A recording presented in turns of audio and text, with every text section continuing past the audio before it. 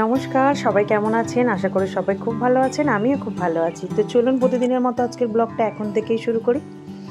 আজ সকাল সকাল শুরু করা হয়নি ব্লগটা। সকালে অনেক রান্না-বান্না হয়ে গেছে। আজকে একটু চিকেন আর সাথে একটু ওলকপি চচ্চড়ি আর ভাত হয়েছে। তবে আজকে সকালটা খুব তাড়াহুড়োর মধ্যে কেটেছে। আর এর বাবা না যদি হাঁটতে যায় তো তাতে আমার অনেকটা মানে সময়ের সুবিধা হয়। কিন্তু আবার হাঁটতে না গেলে ভাবি অনেকটা সময় বাড়িতে থাকবে, অনেক কিছু আমাকে কাজে সাহায্য করবে আরকি। কিন্তু সেটা হয় না। তখন ঘুমিয়ে, ঘুমিয়েই সময়টা নষ্ট করে ফেলে। তো যাই হোক তবু অনেকটা সময় মানে আমাকে সাহায্য করে দিয়েছে, যেমন পেঁয়াজ কাটা, রসুন বাটা এগুলো করে দিয়েছে। তারপরে একটু ফোনটা নিয়ে ব্যস্ত হয়ে পড়েছিল, তাই কিছুই হয়নি। মানে ফোনগুলো তো ভিডিওগুলো আপলোড করতে হয়, সেই কারণেই আর ফোনটা নেওয়া হয়নি, তাই রান্নাটাও আজকে দেখানো হয়নি। কিন্তু আজকের এই যাবতীয় সংসারের টুকটাক কাজগুলো আমি শরীর অসুস্থ নিয়েই কাজ শুরু করে দিয়েছি। আর এর বাবা অনেকবার বারণ করছে যে সব থাক পড়ে হবেখানে, কিন্তু আমি না থাকতেই পারছি না। এইভাবে বসে থাকা যায় বলুন তো? যতটা পারি ততটা চেষ্টা করে যাই, আস্তে আস্তে নোঙা বারণ, বেশিক্ষণ দাঁড়ানো বারণ, তাও কিছুটা করে বসছি সময় নিয়ে, আবার একটু একটু করে করছি। আসলে হাতে বেশি সময় নেই। এই সামনে মঙ্গলবার থেকেই আমাদের বাড়িতে পার্বণ শুরু। আমাদের বাড়িতে বলবো না, সব বাড়িতেই পার্বণ শুরু। যত হিন্দু ফ্যামিলি আছে সব বাড়িতেই পার্বণ শুরু হয়ে যাবে। এটা পৌষ পার্বণ, তাই একটু ঘরদোর না পরিষ্কার করলে গোছালে হয়। অনেকেই বলে এটাকে নবান্ন।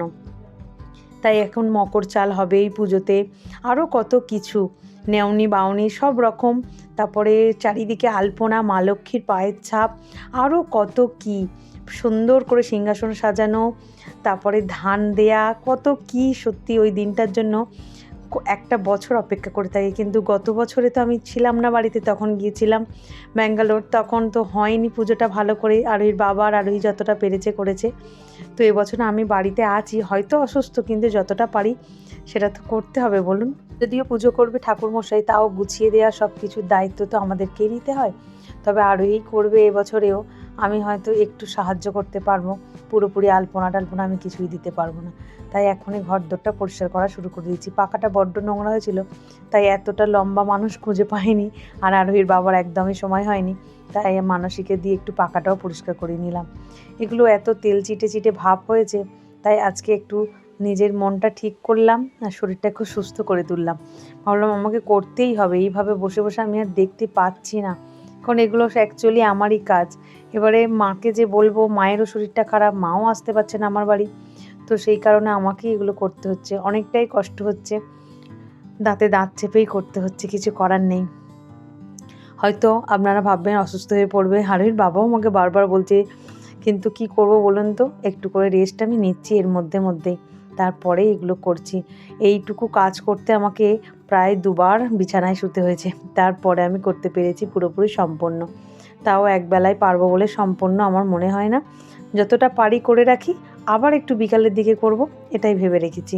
তবে এবেলা যদিও এইগুলো মানে মশলার ডিবে টিবেগুলো পরিষ্কার করে গুছোতে পারি, টেবিলটা আর পারবো না জানেন, কারণ শরীর আর দিচ্ছে না। প্রায় 12টা বাজতে যায়, সেই 10:30 থেকে লেগেছি, এখন বাজে 12:30টার কাছে। আর ওই কম্পিউটার থেকে এসে গেছে, তো ওকে বলেছি তুমি স্নানটা করে একটু পুজোর দিকে দেখো আজকের দিনটা, আমি ততক্ষণে একটু গুছিয়ে গাছিয়ে নিয়ে আরও একটু রেস্ট নিয়ে নিই, নাহলে আমি আর পাচ্ছি না জানেন, খুবই কষ্ট হচ্ছে। কিন্তু এগুলো না এলোমেলোভাবে দেখতেও একদম ভালো লাগছে না। কি করব বলুন তো, এইভাবে থাকা মানে থাকি না তো কখনো, থাকতেও পাচ্ছি না। আবার সামনে পুজো, তাই একটু গুছনা গাছন করছি আর কি সংসারটা। নিজে হাতের এগুলো সংসারের গুছনা জিনিস তো একটু এলোমেলো নোংরা হলেই মনে হয় এগুলো আগে পরিষ্কার করি। ভালো থাকায় তো প্রায় প্রতি মাসে বা প্রতি সপ্তাহে 15 দিন ছাড়া এরকমভাবেই করে নিতাম। অন্তত একটু শুকনো কাপড় দিয়ে মুছে ফেলতাম। কিন্তু এখন প্রায় মাস 3-4 হয়ে গেল আমি হাতই দিইনি। তো আজকে আর একদম নিজেকে সামলাতে পারলাম না, তাই এটা করতেই হলো। এখনও অনেক কাজ বাকি জানেন, এখনও ছোটো ঘরটা পরিষ্কার করতে হবে, সেটা আরোহীর বাবাকেই দায়িত্ব দিয়েছি। আমার দ্বারা ওগুলো হবে না, ওখানে অনেক ভারী ভুরি জিনিস আছে, তো সেগুলো সরানো গোছানো ওগুলো আরোহীর বাবাই করবে।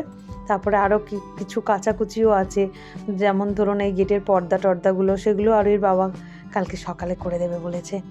তবে আজকে আরও অনেক কিছু করেছি, যেমন আলমারির মাথায় যে ফুলদানিটা মানে ফুলের গাছটা থাকে, সেই ফুলের লেসটা আমি ভিজিয়ে দিয়েছিলাম সার্ফ দিয়ে, সেগুলো করেছি, সেগুলোই আরোহীকে দিয়ে আবার সাজাবো।